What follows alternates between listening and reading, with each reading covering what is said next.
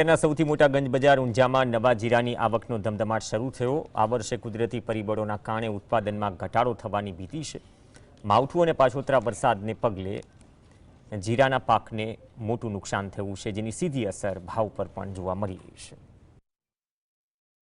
એશિયાના સૌથી મોટા ગંજ બજાર ઊંઝામાં નવા જીરાની મોસમ ધીમે ધીમે જામી રહી છે। માર્કેટ યાર્ડમાં અત્યારે દરરોજ અંદાજે 3000થી 4000 બોરી જીરાની આવક નોંધાઈ રહી છે। જો કે ચાલુ વર્ષે પાછોતરા વરસાદને કારણે ઉત્પાદન પર માઠી અસર પડી છે।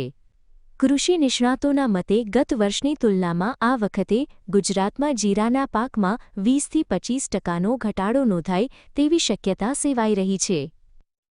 અત્યારે નવા જીરાની આવક લગભગ 3000થી 4000 બોરીની આવક શરૂ થઈ ગઈ છે અને ગુજરાતનો ક્રોપની આવક છે। અત્યારે ગુજરાતમાં લગભગ 20થી 25 પૈસા ક્રોપ ઓછો આવવાની ધારણા મુકાય છે અને 15થી 20 દિવસ પછી રાજસ્થાન માલની થોડી આવકો થશે।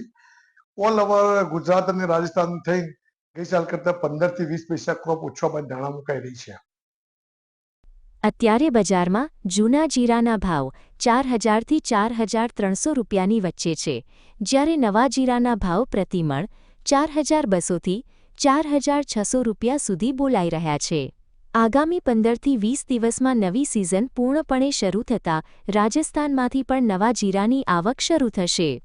તાજેતરમાં થયેલા માવઠાને લીધે પાકને નુકસાન થતાં બજારમાં જીરાની અછત વર્તાઈ શકે છે। હવે એક તો આવક કેવી એકી સાથે થાય છે તો એના પર તો ડિપેન્ડ કરશે, વધતા સાથે સાથે ડિમાન્ડ પણ કેવી રહેશે ડોમેસ્ટિક અને એક્સપોર્ટની।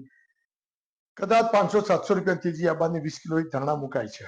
આ ખરી 500-700 રૂપિયાની તેજી આવવાની ધારણા ખરી।